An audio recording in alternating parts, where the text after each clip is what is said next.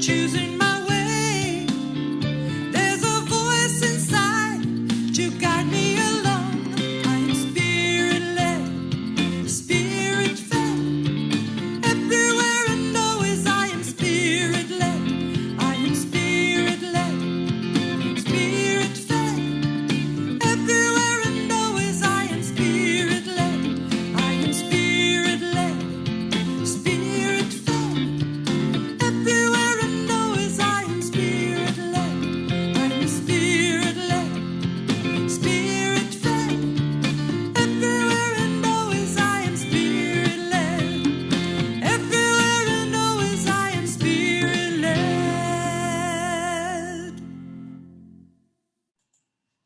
Good morning and welcome to Unity of the Hill Country in Kerrville, Texas, virtual Sunday gathering. I'm Reverend Beverly Pryor and I'm the minister here. And let's just take a moment and get centered in prayer. We close our eyes together and take a deep breath in and slowly release that breath.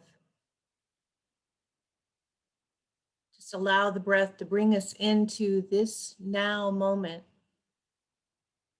Together we open our hearts in gratitude and appreciation for this opportunity to stay connected, to come together, whether we're here live on Zoom or Facebook or listening to a recording later. We're all connected in this moment. We are one. And together, we simply say thank you. Thank you, thank you. And so it is. Amen.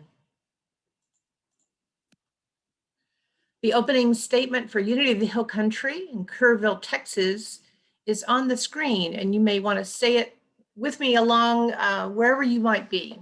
There's only one presence and one power active in my life and in the universe: God, the good, the omnipotent.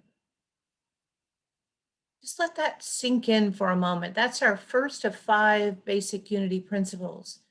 And we remind ourselves every single week because it's so easy to forget who we are in this world and that this is the truth of our being: one presence and one power. And it's good. And therefore, so are you and so am I. We have a few quick announcements. The sound journey was going to be yesterday. We moved it out to March 20th. The temperatures were dropping a little bit yesterday, so 11:30 in the morning outside, which is where we're doing anything that we're doing these days, was not really a great idea. So we just moved it out. We'll remind you when we get closer to that time, but we'll have it on March 20th outside in our little courtyard area between the activity center and the meditation chapel. The annual meeting was last week, and Jack and Patsy did a great job of presenting a review of last year. And there is a recording available. This is the YouTube location. I know you can't click on the screen, so Mandy will send out an email tomorrow to give you an opportunity to click, and if you weren't able to join live, then you can watch the presentations by Jack and Patsy, who's our treasurer. Jack's the president of the board. And today I'm so excited to reintroduce you because you actually have met Tomas de Leon, and I don't have his name spelled correctly on the bottom there. I apologize, Tommy. I thought I had fixed that. I fixed it on the other slide.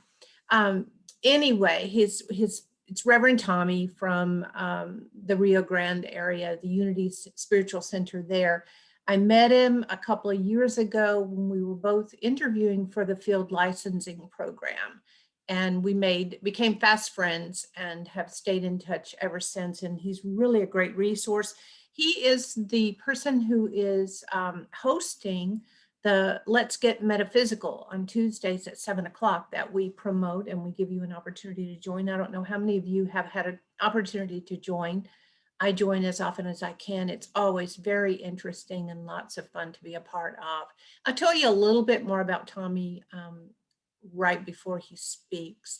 He's here with the Unity Wings, which includes his daughter and her significant other, and they are the music team for Unity Spiritual Center in Rio Grande. So let's just take a moment now and get back into that prayer consciousness. You know, as you know, Unity was founded on prayer, and Silent Unity is always available to take your prayer request. You know, we take prayer requests here locally. We take them on our website, we take them by phone call or email, and we share them with our local prayer team.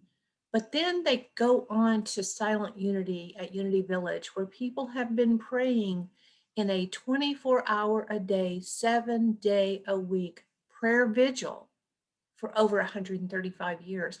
The power of the prayer consciousness in this space is amazing. And your prayer goes into that space, into that sanctuary of prayer vibration and intensity and energy. And it stays there for 30 days. So if you can also call directly to Silent Unity. It's beautiful to just let them know what's on your mind, and they just wash over you with prayer consciousness. I've listened in on prayers in Silent Unity, and they're all confidential, but you hear on the phone when someone's listening to the prayer, there's a moment where they just take that sigh of relief. It's so amazing, and I do it myself, and I encourage family members and friends to call. And I want to encourage you anytime something's on your mind. You know, we're here for you locally, and we also have this beautiful worldwide organization in Silent Unity. So let's take a moment now. We've got a photo here of our sweet prayer chest that we have on site, which is normally when we're open, available for you to handwrite your prayer requests and drop them in. If there's something on your mind this morning for yourself or for another, I just want you to bring that to mind in this moment. And from your heart, just send it out into this prayer consciousness that we're creating, into the prayer box, the virtual prayer box that we're holding in this moment.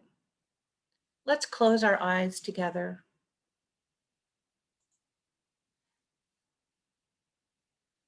And take a deep breath in and slowly release that breath. The breath connects us mind, body, and spirit, and it connects us one with another.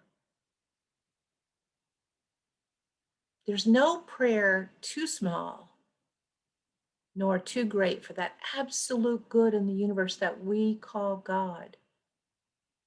So we do as our way shower Jesus, our master teacher, taught us to claim our good, to pray as if it is done, knowing with the faith and the belief and the understanding of spiritual truth that it is so, and we get to claim it. So in this moment, whatever your heart's desire, whatever's on your mind, whether it's for finances or employment or relationship, harmony in any aspect of your life, health and well-being, all prayers get the same resounding yes from that absolute good in the universe we know as God.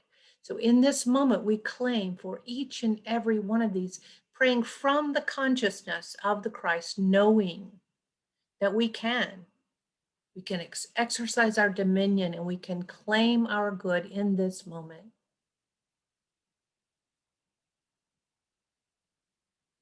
For that truth, for that power and ability innate in every one of us, we say thank you.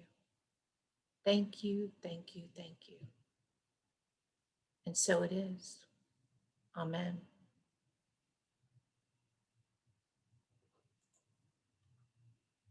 The mission and the vision statement of Unity of the Hill Country in Kerrville, Texas is to live consciously, celebrating the divine potential in all. And we say divine potential, not because it's the potential to be there, because it's always there. It's that potential for us to awaken and become aware of the divinity within each of us and within everyone around us, everyone in the world has the potential to express their divine nature. And we hold that. And we, as long as we look for it, we'll be able to find it. And that's what we do. So the daily word today is world peace. So you might want to say this affirmation. It's kind of a long one today, but you might want to say it along with me wherever you are. Celebrating diversity and affirming unity, I am a presence of peace in the world. The road to world peace begins with my open-hearted acceptance of those who are different than me. Our world is vast and diverse, and the people come from a wide variety of cultures and histories.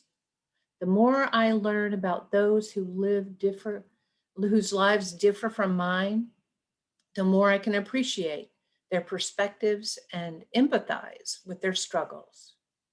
When I make the decision to understand others, I discover that judgment fades in the light of compassion. Today, I sow peace through my acceptance and understanding. Peace in the world grows as I join my brothers and sisters in celebrating the glory of human diversity and affirming oneness in God. From Isaiah 2:4, the scripture reads, "Nation shall not lift up sword against nation, neither shall they war anymore." It's a beautiful thought, a beautiful ideal to hold in our hearts and in our minds. So a little bit more about Reverend Tommy. He has been licensed by Unity Worldwide, and he is soon, just like I was, that the first step is licensing, and then the second step is ordination, which that should be completed this month. So we're excited for him, and we want to celebrate with him about that. He's been the spiritual leader of Unity Spiritual Center Rio Grande Valley in Pharr, Texas for 6 years, and he concurrently serves on the music team, and you will meet his lovely daughter in just a moment, and they're a big part of the music team there. And he's a Navy veteran and a lifelong musician and seeker. He has a degree in philosophy, so you can understand why he's a reader of everything philosophical, everything from Edgar Cayce to the Baha'is, Gibran, Zen, great courses. He's just interested in everything, and that reflects in his Tuesday Let's Get Metaphysical that you can join. Everyone is welcome to join, and I'm sure he'll probably reiterate that. But everyone is welcome to join online, and it's really very interesting. And you get to meet people from other Unity centers who are also participating. So without further ado, I will stop sharing the slides and I will turn it over to Reverend Tomas, my friend Tommy De Leon.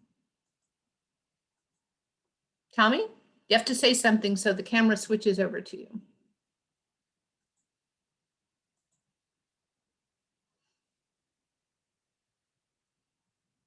Tommy, are you there?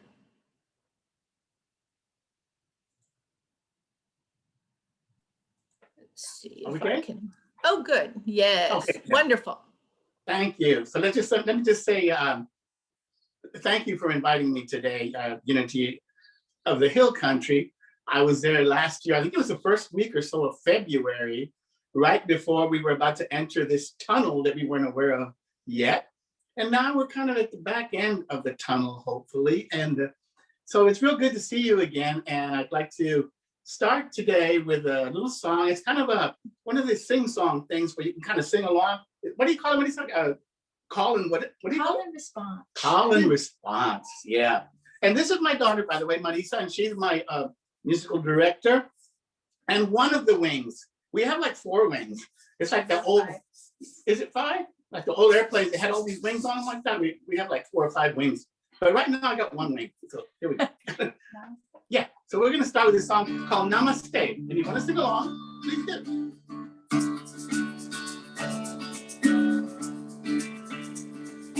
Namaste, Namaste, namaste, namaste, namaste, namaste, oh namaste, oh namaste. the light in me, The light in me, see the light in you, see the light in you, the joy in me, the joy in me celebrates you, celebrates you. namaste, Namaste, namaste, namaste, namaste, oh namaste, oh namaste. the love in me, The love in me, see the love in you, see the love in you. my spirit now celebrates you, Celebrates you. namaste, Namaste, namaste, namaste, namaste, namaste, oh namaste, oh namaste.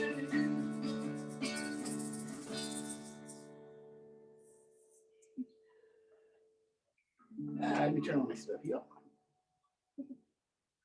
So I'd like to do a talk about Lent 2020 today, called Release and Renew, because that's the name of the little pamphlet that Unity puts out every year, and that's what they called it this year. And so here we are in the 3rd week of Lent, and what is about the end of the 9th week of 2021 or so. And it seems that most of us were so anxious for 2021 to arrive that we thought somehow its arrival would switch 2020 off and we'd be able to hit the reset button and get restarted all over again. And it hasn't quite worked out that way. However, the good news is that we're heading in the right direction because the increased distribution of vaccines and now with the addition of 1 more vaccine. So that makes everything look a little bit better, and maybe we can start getting back together and forget this Zoom stuff. You know, somewhere we can kind of meet and greet and shake hands and whatever, all that stuff we did. So I don't know how long each one of you have been in Unity, but I'm gonna guess that most, if not all of you, have come from another tradition. I know, I mean, I did, I came from the Catholic tradition.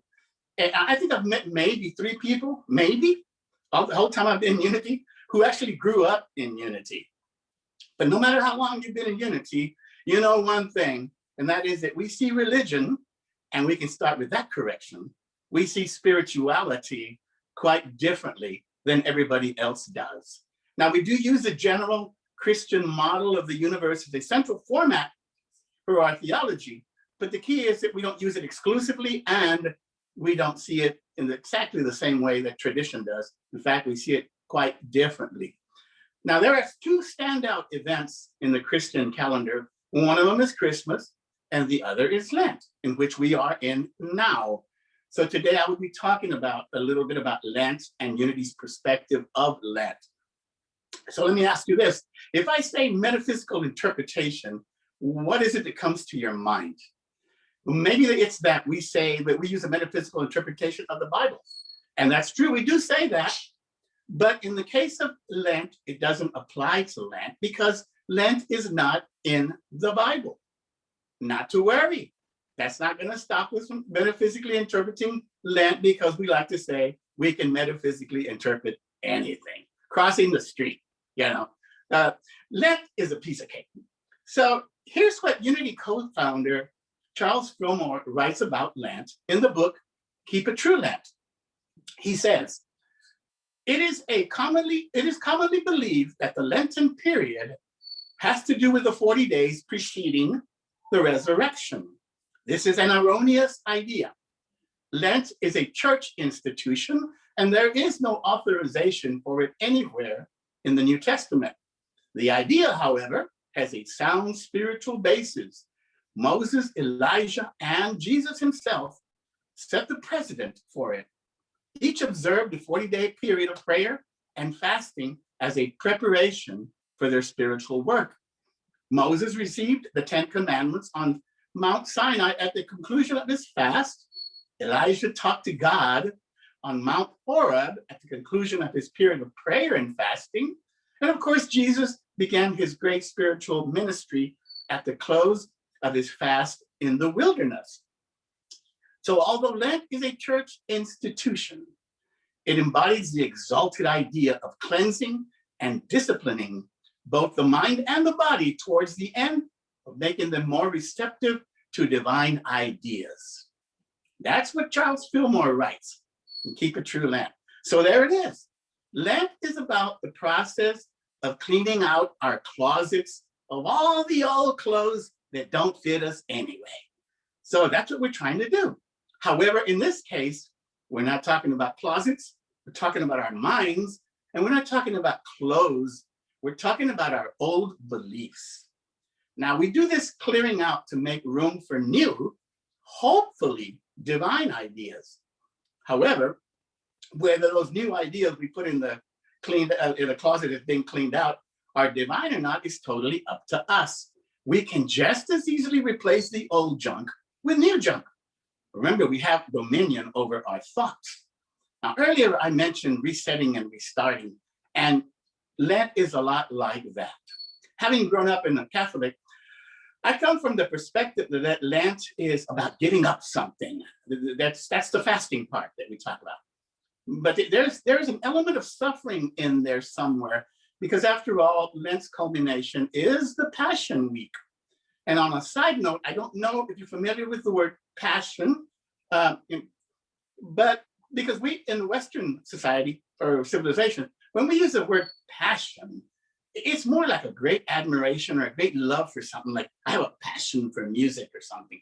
And that's not what the passion really comes from. It comes from the Latin root, and it means suffer, to suffer. So that's why it's called Passion Week.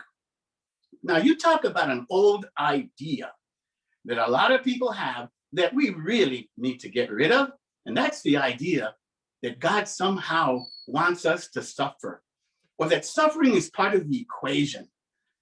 A few years ago, I was writing to the paper on an opinion paper section, and they actually printed some of my stuff. I was amazed. But during that same time, there was this pastor guy writing in, and he was doing a series on the need for suffering. And so I saw that the need for suffering 1, the need for suffering 2, and then 3 and 4. I don't know how far he went, but you know, where do you suppose this need for suffering business comes from anyway? Now, it is true, for starters, that our history is full of suffering. The atrocities that we have committed to one another are appalling. In fact, when I was in my 20s, I was already contemplating life. I was already reading about Zen and stuff way back then. But I didn't have a pair of Unity rose-colored glasses yet. I hadn't received that yet. And I remember thinking, if I were an artist and someone were to ask me to paint a picture of the history of man on this planet, it would simply be a globe dripping in blood. Now, I know that's a sad thing to say, but it's not that far from the truth. And so you add to that, growing up with the idea that God's plan, God's master plan, was to brutally sacrifice his only son in order to make amends for mankind. And it becomes a challenge not to see suffering as being in the cards. So is there suffering? Yes, there's suffering. But my question is there a need for it? And as a philosophy major, as Beverly told you before, I ask these kind of questions. Now, I raise the question because if there isn't somehow fundamentally a need for something, a mandate from God Almighty, then at some point or another, we created it and we can get rid of it. And in fact, that's my hypothesis. I have several hypotheses. And it is that as spiritual beings having a human experience, I think we ought to be able to have a human experience with all the wonder and all the beauty that it entails, leave when we're good and ready and on our own terms. That's what I propose. And if we're masters of our fate, why not? All things are possible. And isn't that what the whole concept of the Garden of Eden is about? Or the idea of heaven on earth? It seems to me something inside of us somewhere is trying to tell us that we can do this human experience the right way. Perhaps this is connected to the metaphysical interpretation of the resurrection, waking up to the possibility of a strictly positive human experience. It's something to think about. Now, of course, I'm aware that there's a school of thought that says, no. The whole idea of having a human experience is to no longer have a human experience. That's what the Gnostics believe. And some Eastern views do as well, to overcome the vicious cycle of the human experience. I never did like that explanation for some reason. And when I came across Unity's divine order idea, that helped clear it up for me. And my idea, I've not really heard many people say this, or anybody, I don't think. It's something that occurred to me. And it is this, that it seems to me that if divine order implies that mind, being eternal, will always have ideas. And ideas, equally being eternal, will always seek expression. So what does that make expression? It makes it eternal. That means we can always have the option of expressing. The whole idea is to make it a good expression. That's what it comes down to. And that makes more sense to me than coming here for the gold and not coming here anymore. As I say, it's like, you invite me to your house and I'm going, but my only objective is to get out of there. Well, then why did you go? So this whole idea of resetting and restarting, or in the case of this year's theme, releasing and renewing, is Unity's approach to Lent. That's all what it's all about. Bottom line, Lent is about change. And boy, we have had some practice with change lately, haven't we? We just practiced it right now. We were set up in a whole other room, in a whole other situation half an hour ago, and we had to change that setting because we weren't having a very good internet connection. So now change has been especially trying because, as you are aware, a lot of people aren't very comfortable with change. And perhaps embracing change might just be the big takeaway from this whole COVID experience. You see, we are resistant to change, and that's kind of silly because change is continual. Resisting change is basically going upstream. Now think about how many times you've heard someone say, I wonder when we're going to return to normal. Maybe it was you who said it. Return to normal? Like going back to what we were doing before? Now, since when does life go backwards in the first place? I don't think anybody in Unity really thinks we're going back to normal. Do they really? I doubt it. Now, earlier, I asked who had come to Unity from another tradition, and the answer is probably all of you, or most of you. And why did you come here? For change, because you saw it differently. So embrace change. Now, do you think Jesus, when he was walking into Jerusalem, in what turned out to be the Passion Week, was thinking, I wonder where things are going to return back to normal? Somehow, I don't think so. Because remember, Jesus was a Jew, and their normal was being under the oppression of the Roman Empire, of the Roman authority. The Jewish people were not interested in normal. They were interested in change, big change. They thought Jesus represented this change. Lent is about change. It is also rich with examples of stories and situations that we can interpret as change or the resistance to change, because that's always our option, always our choice. And one example would be the resistance to change that the Roman authority was trying to maintain. The Romans had power. They had control over all the people and basically their whole world around them. They weren't interested in change. They were just fine with the status quo. In contrast, the Jewish people were seeking change. They were seeking liberation from control of the world around them. In fact, Passover, they were celebrating a previous liberation from another oppression long before. Unity metaphysics would say that we, like the Jewish people, are seeking liberation, but not from physical oppression that they were. We are instead looking for liberation from mental oppression and the control of worldly thoughts such as limitation and lack, to name a couple. That would be our interpretation of that. Now, a few years ago, I did a lesson during Lent, and it was titled, "What Procession Are You On?" And it was about this idea. And let me just briefly explain. As I mentioned, the gathering in Jerusalem was a time of celebration for the Jewish people of their festival that they call Passover. Passover is about the liberation of the Jewish people by Moses from Egyptian oppression in the book of Genesis. Hundreds of thousands of people would come to the streets of Jerusalem every year to celebrate this event and the hope of a coming new event of a new liberation. This Jewish influx represented one procession, but it's a procession of hope and for a new and liberated world. That's the procession they were on. But there was another procession going on at the same time. It was another influx of people into Jerusalem. And it was the Roman soldiers who were being sent there for the purpose of maintaining control and authority over the massive crowds.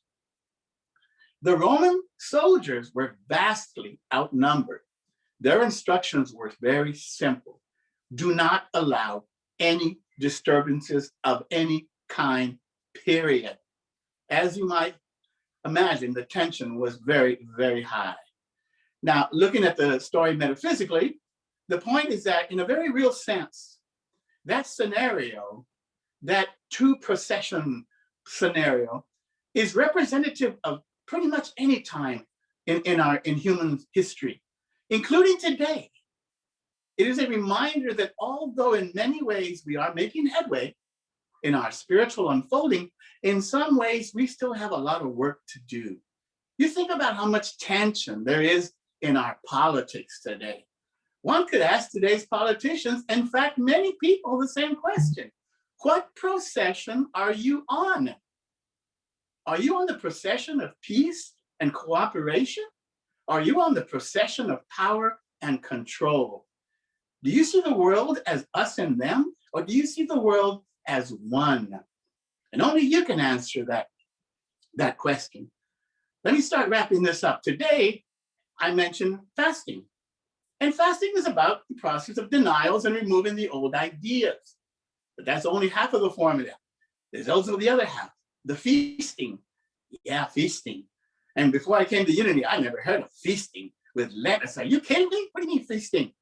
Well, feasting is the other half of the formula. It is about replacing the old ideas that you got rid of with new divine ideas.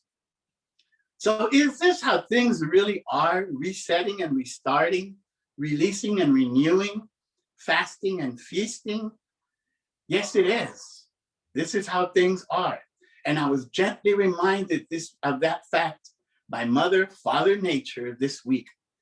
And you all know very well that a couple of weeks ago, we were really frozen, even way down here in deep South Texas. And that is very unusual. We had 3 nights of freezing temperatures, long freezing temperatures for us, at like 8, 9 hours. That's ridiculous because when we have, we have citrus fruits and stuff that it doesn't work very well with that kind of long extended. And most of us, including myself, we're feeling pretty bummed out about all the plants outside because we try to take care of them all year long. And here they are fried. You go out there and they look fried. And we thought for sure they were all done. But this week, I went out there again and I started watering, and lo and behold, I start seeing some evidence of a renewal. And I get an amen. I could not help but to think, there it is. Life ever seeks expression. It will not be denied. I had to admit, I had been feeling a little bummed out about a lot of stuff and the COVID, and everybody was tired of it, and our frozen garden and everything else. But life reminded me that it goes on. So I want to remind you this week to water your mind, to keep watering your mind with positive affirmations, even when it looks kind of fried, like the plants do. Keep watering it, because there is more to come. There is always more to come. And that is the message of Easter. And so it is.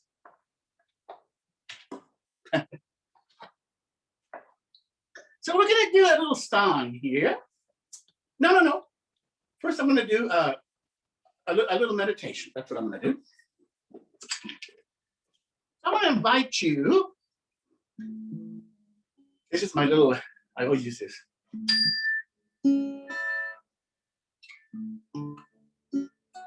going to invite you just to take a long, deep breath and just center yourself a little. And let's just change our whole focus to that resetting, restarting, to that fasting, feasting, to that releasing, renewing. And today we are reminded of life's infinite expression and about our choice to be in a procession of separation or in a procession of oneness. In a procession of control or in a procession of peace and liberation. And from this centered space, we open up ourselves to the words from Unity's Lent pamphlet, Release and Renew. And the topic is oneness. I want you to listen carefully. I want to read these words for you. And I want you to just really take them in and become these words, to hear them, be the words, allow them to travel deep into your consciousness. This is what it says about oneness. It says, I am a divine creation of God. I am a wonderful, brilliant thought in the mind of God. This is who I am, was, and always will be. This is also true for you. This is our supreme, all-encompassing reality. My less than supreme reality is that which is founded on my fears, and they can occupy our time sometimes if we allow them. And in that less than supreme reality, I have people who don't look like me, who don't think like me, who don't believe like me. But all of that is just an illusion, because in reality, we are all connected. So all the while this crazy duality experience is taking place, there is a mystic chaos, the wholeness of God of which I am. It never went away because it cannot go away. The wholeness of God is here and now. And when I focus my immediate attention or prayers on it, I align with it and I become it. What Jesus did, you and I can do. We just have to keep willing to give up the illusion of separation. There is only one life here, of which we are all a part. I will invite you to take these thoughts, these feelings, briefly into the silence.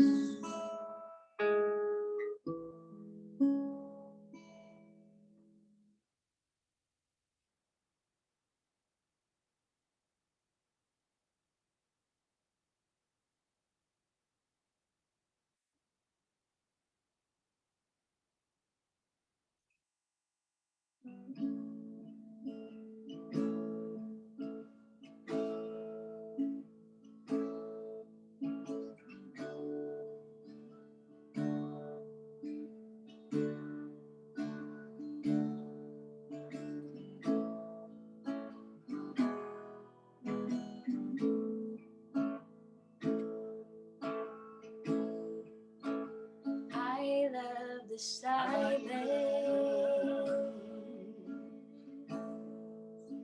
Down in my soul. I love the silence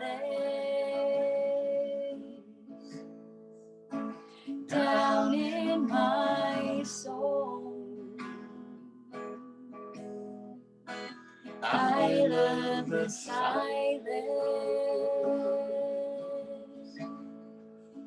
down in my soul. And the whole wide world is my home. I got a new day down in my soul. I got a new day down in my soul. I got a new day down in my soul. And the whole wide world is my home.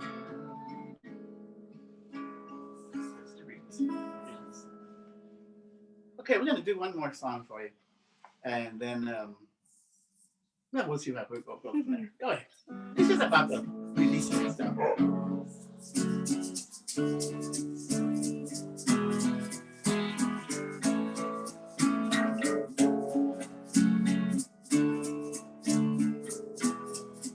I relax, I let go, release and surrender. I relax, I let go, release and surrender. I relax, let go, release and surrender. All is well, all is well, all is well. And every day I affirm and pray that I'm blessed with everything I am. I release my fears, 'cause it's all so clear. I am held, I am loved, I am safe. I relax, let go, release and surrender. I relax, let go, release and surrender. I relax, let go, release and surrender. All is well, all is well, all is well. Thank you for having us here today. Thank you so much for being with us. Tommy, that was inspirational and really a great thought shifter. So thank you so much for your message. And Marissa, thank you for being with him. This is our virtual applause. So you can see everyone out there giving you some love. And I really look forward to when we can come back together and you and Rosemary can actually come up to Kerrville again and be with us in person. And maybe now that Marissa knows us, she'll come with you too. For the weekend. Yeah, thank you so much. So hang on with us. We're going to do a little meet and greet at the end. But right now we just want to shift over to our time to give. So each week, we can't take an offering here virtually, but we can encourage you and we can appreciate you so much, everyone, for continuing to support Unity of the Hill Country. You've been giving online and you've been mailing in to our physical address. And it really is helping us to hold that space for when we can come back together. And we are looking at, as we mentioned before, after the board meetings, every week, every month when we meet, we talk about when can we come back together outside, but still face to face, so we can be in one another's presence. And while this is wonderful as a placeholder, we look forward to that time, and hopefully it will be, maybe just sooner than later, but we'll let you know. So let's just right now remember that your thoughts, your prayers, your offerings, they're all appreciated. Let's bless all of these things right now with our offertory prayer.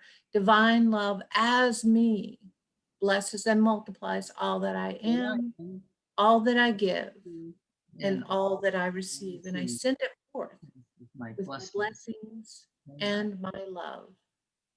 So we just close each week with the prayer of protection by James Dillett Freeman. The light of God surrounds us. The love of God enfolds us. The power of God protects us, and the presence of God watches over us. Wherever we are, God is. So we'll see you next week. We're so glad that you've been able to join us. Invite your friends. And now we're going to open up for our virtual greeting time. We switch over to gallery view so we can say hello to everyone. Hi, I see the Baileys, Carolyn and Jay and Hetty. And of course, Mandy's out there with us. Kara, Donna Gillespie. Hi, Danny. Hi, Jack. Judy, it's good to see you. Hi, Nelda. We're so glad you joined us today. And I see Anita's out there. Anybody Hi. have some? Hello, Hi. everybody. Hi, Anita. So glad to see you. Great to have you with us. Anybody want to share anything? Thank you, Tomas, for your Yeah. message and your beautiful daughter singing. Thanks. Yeah, Thank you so much. it's for good having us. message. Thank you for a great message. That was Yeah, the Yes, music was really nice. Absolutely. Thank you. Yeah, the Thank music, you. all of it together.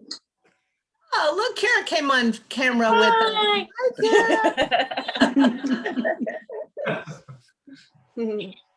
Thank you, Tommy. Your consciousness and your light shine through in all that you do, and we really appreciate you. And, we're excited to see you again. Yes, yes. And Look forward to visiting sometime. yeah. And everybody remember, Metaphysical Tuesday, it's Let's Get Metaphysical on Tuesdays at 7. Donna, were you going to say something? No, I just wanted to clarify that. Oh, what you yeah. just said. Yeah, the link is on our A lot of calendar, people. on our website, and also there's a Facebook event that is posted where you can find the link to join. And so it's really great discussion. You want to say something about it, Tommy? I'm kind of putting you on the spot, but. Yeah, well, it started as a book study group several years ago, and we would pick one book, and we kind of, share it. But after one time, it occurred to me to start watching TED Talks or some other type of a video that has some kind of a really provocative type of an idea.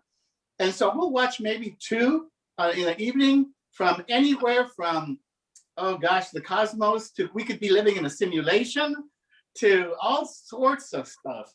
And it creates for some very, very interesting conversations about what the heck is going on, one of those things. Yes, it's a great group of people who It's get really together. A lot interesting. of them are from, like, what do you have? Someone from San Antonio and Brownsville and Corpus sometimes, San Angelo. Bernie, San Angelo, yeah, just different unity centers where people, they're just like us. They're looking for ways to continue to connect. And if you joined Right. Universe is Calling, the book study I did last year in June and July and August, you probably met some of these people online. I think Judy and Hetty joined us a little bit there. So yeah, now that you know Tommy a little bit more, so you might not have put the connection. Now that you've seen him, you probably remember him from last year because he led us in a fun, high energy call and response song after his talk. And that was lots of fun. but now that you put his name and his face, you know who it is that you'll show up with when you show up on Tuesdays. So Yeah, it's real good. Come on over. Okay, anybody else have something they want to share? I just wanted to say that I was glad they did the Namaste song. It's been a long time since I've heard it. Ah, One of my favorites. I really last enjoyed minute that. adjustment, Yes. change. Yes, that was a great talk and it really tied in. We all have the release and renew so it's great to tie that in. All right, folks, namaste. I love you. Namaste. Stay in touch and we'll see you soon. Thanks, Have a Tommy. beautiful Bye, day. Marissa. Bye. Thank you. Bye. Bye.